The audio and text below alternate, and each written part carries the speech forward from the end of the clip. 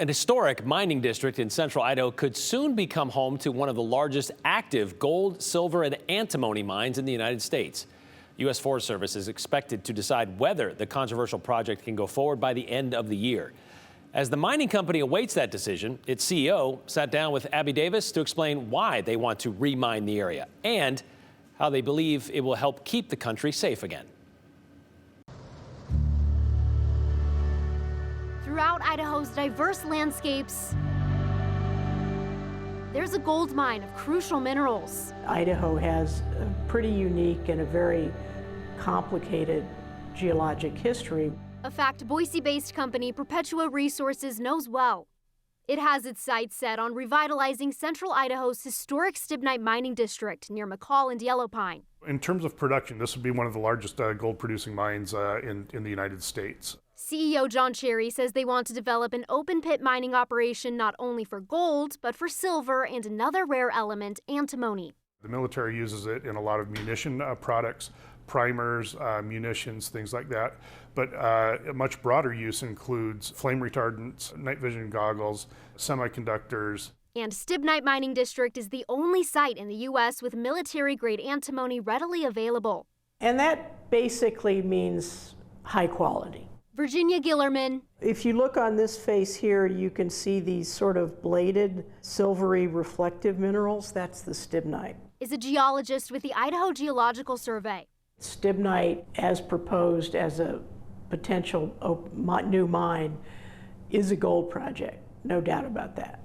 But the antimony is of particular interest to the U.S. Defense Department. Perpetua says the DoD has already put roughly $75 million into the project.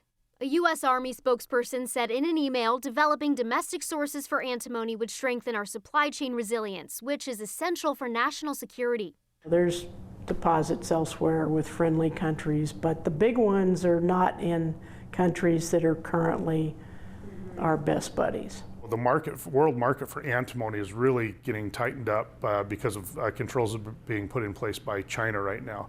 We want to rely on our own resources. Historically, the U.S. has done just that.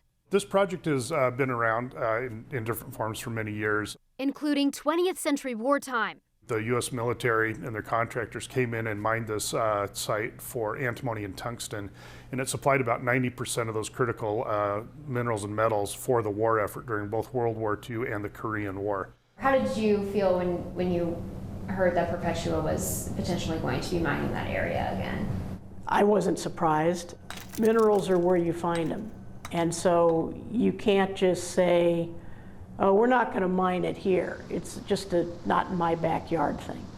And too often, it may be a trade-off with a specific plant or a waterway, but if things are done right, there's often a compromise. The South Fork of the Salmon River is still affected by the mining during the war since there weren't any environmental protections in place. Perpetua says it's dedicated to cleaning the site up and mining responsibly, but many people and groups aren't convinced. That includes the Idaho Conservation League and the Nez Perce tribe. They believe the project would damage the area even further. At the scale of what they're trying to do, the tribe just had no other choice but to just oppose this project in its entirety. Again, the Forest Service will likely make a decision in the next month or so. We dig more into the project and the group's concerns tomorrow on the News at 10 in part 2 of our series. The claim that Perpetua says they're going to come and clean up the site, we're having a hard time with that. People are raising red flags about the proposed Stibnite gold project in central Idaho. Local company Perpetua Resources wants to remine the area for several rare elements. Conservation groups in a nearby tribe believe the project would irreversibly harm an already vulnerable area. Abby Davis has the story. It's what takes care of us. It's what sustains us. The South Fork of the Salmon River, the ancestral homelands of the Nez Perce people. We've been here for thousands of years, and we've fished these areas, we've hunted these areas, we've gathered roots, berries. Throughout time, tribe members have stayed connected to the land, including Emmett Taylor Jr. My family, and there's many Nez Perce families, come down on an annual basis. We come down for a week to come down to fish, to be a part of the land. But they're worried a proposed mining operation would further devastate the landscape scarred by historic mining. Boise-based Perpetua Resources hopes to mine the Stibnite district for gold and other rare elements. This would be one of the largest gold-producing mines in the United States. We evaluated what they were trying to propose, and at the scale of what they're trying to do, the tribe just had no other choice but to just oppose this project in its entirety. The Idaho Conservation League opposes the project too. It's a high-risk mining project from our perspective. Both groups want the U.S. Forest Service to change its mind when it releases a final decision on the project, likely by the end of the year. The Forest Service approved a revised version earlier this fall. That draft shows the project would disturb or redisturb about 3,200 acres by creating or expanding 3 open pits. Other new infrastructure includes an ore processing area and tailings storage facility.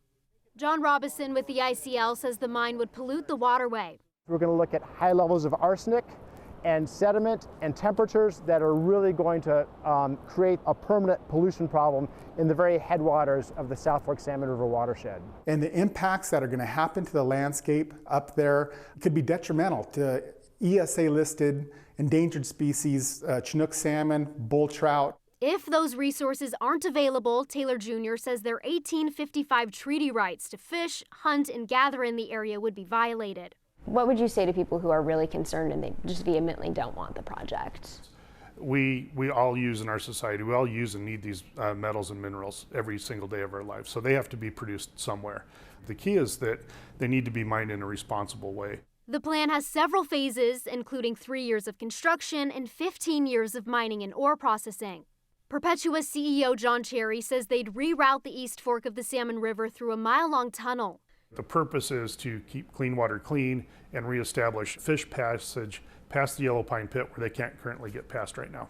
The tribe and ICL aren't convinced, claiming the engineering for the passage is too new and that the liners for tailings and mine waste will eventually fail. Mining waste doesn't stay on site. It tends to move downstream. And even the best efforts to date to capture that have failed. Cherry says Perpetua's plan is different. We have worked our hardest to create a design and go through the various regulatory approval processes that at the end of the day will result in a better situation than is there today. He says they're also dedicated to restoring the area so heavily impacted by decades of previous mining. We've already spent $17 million cleaning up the site before we've even started building our operation. And we're going to spend millions and millions of dollars more cleaning up stuff that hasn't been remediated at this point. From the experience, as they come, they get what they're going to get, and then they're going to be gone. They're not going to be here. The Nez Perce people are going to be here. We've already kind of put our money where our mouth is. So I think that should help people understand our commitment to doing this and doing it right. The tribe and ICL said they will consider all options, including taking legal action if the Forest Service gives Perpetua the green light in that final decision. Jude?